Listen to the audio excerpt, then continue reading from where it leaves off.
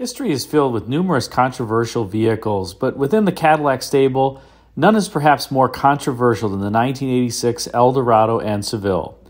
While some people say that the Cimarron and the Elante are perhaps the most controversial of all, the fact of the matter remains that these 1986 downsized EK cars, as they were known, really hampered Cadillac sales overall. After losing 300 to 400 pounds in overall weight, 6 inches in wheelbase, and about 16 inches in overall length, the 1986 Eldorado and Seville were significant sales flops in the showroom. In fact, the 1986 Seville sold less than 20,000 units compared to 40,000 units of the 1985 model, and the 1986 Eldorado sold a little over 20,000 units compared to over 75,000 units for the 1985 model year car. Fortunately for our viewers, the 1986 Eldorado and Seville were designed in Cadillac Exterior Studio, run by two of our frequent guests on this program, Wayne Cady, who served as the exterior design studio chief, and John Manoogian, who served as Wayne's assistant chief designer. Let's sit down with John and learn more about the program and also see some of his original sketch work in terms of where he thought the 1986 Eldorado and Seville should go, particularly given the very challenging packaging dimensions that the designers had to work with. Okay, so here we are again with John and about to talk about another, what's that adjective you've been using, John? Troubled times. Yeah. Troubled and controversial. Very controversial, yes. So the 1986 EK cars, the Eldorado and the Seville for Cadillac. And again, a really interesting long gestation. Very. And what was the thought? I mean, these cars, I think it was tough for people, especially after the 79 to 85 Eldorado, 80 to 85 Seville, to digest just the sheer magnitude of the downsize here. Well, and to your point, think about it. The pre-79 car was gigantic. Yes. That was like an aircraft carrier. Then for 79 to 85 was downsized tremendously. Now the corporation was saying you've got to take that same brand, Eldorado Seville, and downsize it again another 3/4. And it was like, what are we going to do? And so the package that they gave us was so much smaller. The designers, were questioning, can we even make a Cadillac out of this? Can we deliver a car that the customer that just came out of that 79, 85 car or the previous generation, sure, are they going to buy into this?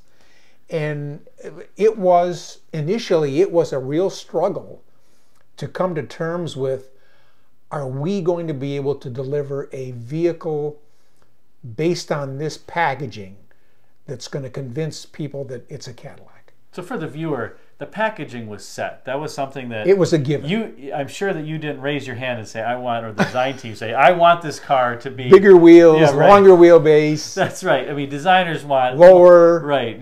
You wanted less dash to axle. You wanted it shorter. You wanted it taller, right? All the wrong things, yeah. What is the antithesis of longer, lower, wider, shorter? Shorter, taller, narrower. Narrower. Perfect. And that is where we wound up. That is where you wound up. So, and put yourself back in these sketches. Some of them are from, and the clay models are from 1980 or the early 80s again. So again, second energy crisis, corporate average fuel economy standards, the thought that gasoline was going to be what it was for a while, $5 or $6 a gallon, but in 1980s prices. Scary times. The thought here was that gas was going to get extremely expensive, and so that customers were actually going to end up accepting something like this. I think part of the problem, though, was because GM was doing so much all at once, the program ended up coming out in 1986. Correct. At which time gasoline prices had just gone and it was all for naught, and it was, again, too little too late. But who knew? Who knew? Who knew? So what I've got here is a kind of a history of the Eldorado Seville program. These sketches were done in the very beginning of the program to kind of say, what if? Now, mind you, if you really look at these, there's no way these would have fit over the package that we were given. But I was just trying to conjure up a feeling, a theme, what elements of the design will make it a Cadillac. I even did some of these bustleback vestiges here. I gotta say, John, at the risk of offending the designers who watch, these are some of my favorites. The modern day bustleback interpretation, yes. And as we all know, Chrysler and Ford did something similar to that. So there's a little lyric, little Cadillac lyric in there, isn't there, John? Could be, yeah. But these were all the very, very beginnings. And as you'll see in the progression here, I kind of walked away from that theme. Here you got the more vertical D-line treatment. Yes, some, because of the four doors being Sevilles, I thought maybe the Seville should be more formal. Eldorado should be a little more aggressive. It's all designer speak. Also, if you'll note, the grills on some of these were much lower, whereas the grill on this one was where traditional grills were. I was toying with the idea of putting the grill below the bumper as opposed to on top. It's just an idea.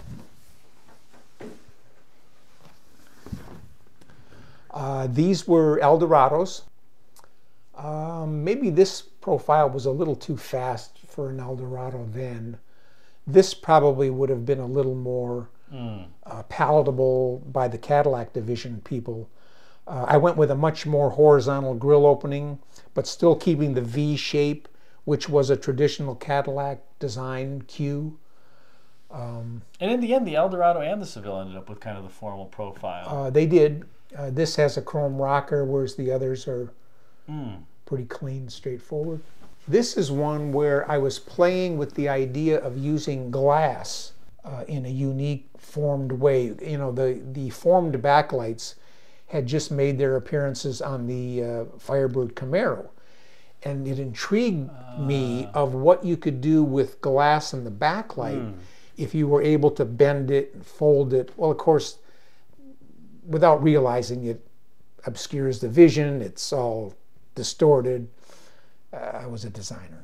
I didn't think about that. Well, they did that for the Tornado XS. Remember, John? They did, yes. I have a sketch of that, by the way. Oh, yeah, okay. Yeah. But yeah, so this was an idea for maybe bending the glass a little bit. But I abandoned that idea and then went with a more conventional one on this one. And you've got the door and the roof theme here, I do. That was when we were also working on the DeVilles, so I thought, well, maybe we can get that in the production version. I don't know. So I was showing a chrome molding on the body side, traditional grille, but with Cadillac surfacing. This was a little more formal looking than some of the others. Now this one, I gotta. Well, here, let's show this first. And these, what John's going to show, these are dated 1980. I can't even imagine. I did a sketch. Oh wow. Of a possible Eldorado where I clipped the top of the rear wheel and tire. I put a lower opening grille, which was very unusual for that time. I did a windshield that had a lot of plan view a la Ferrari. Aerovet. Aerovet, yes. Again, this whole idea of wrapping it around this way as opposed to coming down this way. So this was taking it, slicing it that way. So I had this sketch. Wow. I was enamored with that sketch. And I said, well, maybe I can do a clay model. So I did a scale model. And this pretty much embodied that design. Oh, there's a sketch in the over a package. It was kind of a pseudo package, but it was close. Again, showing a lower opening in the grille, integrating the mirrors, a lot of glass in the upper. Very clean, very simple, very super straightforward. modern for 1980. And then wow, we did it full size. Now these, I have to tell a viewer, I love this. This is super cool. Never been seen before, kids. Wow. Yeah, this was, I thought this was, speaking for myself, a very handsome execution for a potential Eldorado. It was unlike anything that they had ever done, with the grille being so much lower on the face of the car, very formal upper, but very clean, very elegant looking. These squared open wheel openings, which was a Cadillac Q. Pop-up headlights. Well, yeah, hidden headlights, that wouldn't have flown. And then here it is compared to the predecessor. Wow. That would have been a statement. That is a cool looking front end, I have to say. Well, thanks. With the forehead there and the... Yeah, it was totally unlike what we had done.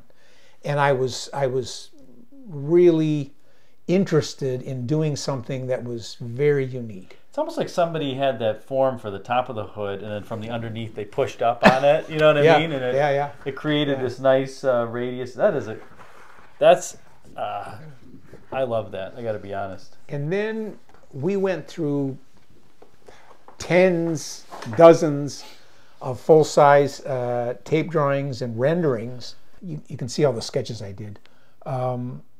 This was a full-size tape of an Eldorado, obviously. And then I did some colored airbrush renderings.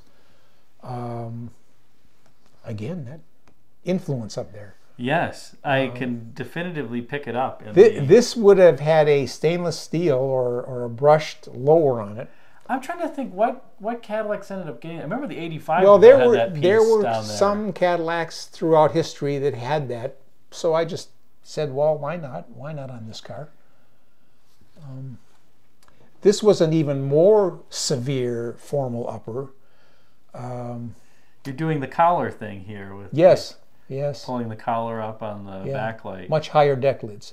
Here I integrated the belt line though with the base of the windshield. It wasn't offset from where the windshield base was and then the belt line was. And the plan view windshield. I tried to do it all in one line with a lot of plan view to the glass.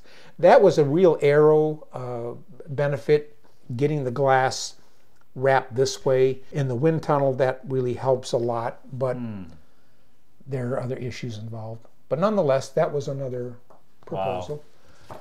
Then all of these following sketches are Eldorado Seville sketch proposals for various front ends, rear ends. You got the forehead front end theme. I have the forehead on this one, although the headlamps are exposed. Thankfully, the small rectangulars. I'm a sucker for hidden headlights, John. Hence my Mercury Lincoln collection. Of course. So yeah, you're not going to convince me exposed headlights are better on any car. Right. This would have been a Seville proposal, where you just took a real thin, light beam. That kind of made it through to the end. A little bit. It kind of did. There's a few sketches coming up that probably get closer to the final execution, but this was one of the ideas. This was pretty much the body side that we wound up with on that car. When did the rib theme come in? That was early on. Really? And that was one of the things that, because Mercedes had done it on the W126 cars. Yes, it was kind of a homage to that design theme. This would have been an Eldorado, vertical Cadillac taillights. Very simple body side, very severe, formal upper, upright.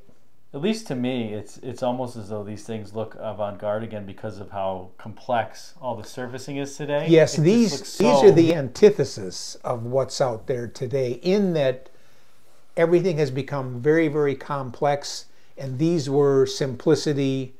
The old Bauhaus adage, keep taking away until there's nothing left to take away. This was sort of a proposal where you'd had the grille maybe a little lower, but not quite down in the lower fascia. You'd have a much bigger forehead above it. This was probably close to that clay that we showed. Or maybe that grille was a little bit bigger. This would have had a chrome insert in the bumper. Handsome wraparound turn signal there too. Oh, thank you. Yeah. Wow. But you know, I would do these just by the dozens. I just can't get over how you pump these things dozens, out in a couple yeah. of hours. I would, if nothing else, I was prolific and productive. I was prolific. I used to crank these things out just like a machine. Manoogian's over there; he's like a machine. They all have something, you know, quite interesting too. I like the little crease down the middle of the trunk line here. Taillights are proud of as Wayne Cady in one of his videos said, Bill Mitchell used to talk about the crease in the pants. Yes. And he liked the idea that you would put a crease down the center line of the car, the hood and the deck lid, just to give it that crease in the pants. I usually have a lot of, you know, I have a lot of crease in my pants when I travel. Frumpy looking. Yeah, right, exactly. When I travel. Yeah. And, this is probably closer to that clay that we looked at where the whole grill was below the water line, if you will. And that was a rub strip. And then the grill would have been all below that with this large sheet metal forehead above it. I love the interesting kind of character line here that dives down again. That's the lower belt line, yes. We were toying with ideas of where that belt line should be, could be, and how the windshield related to that. Again, I did multitude of these. This is a cool one too. They're all just a little different. I love how this forehead is kind of a modern interpretation of the classic Cadillacs yes, too. That, right.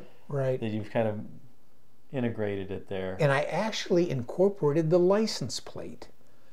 Most of the time, I never bothered with the front license plates, but here I did. You were thinking of the Canadians and well, folks I think there's 38 states that require a front plate.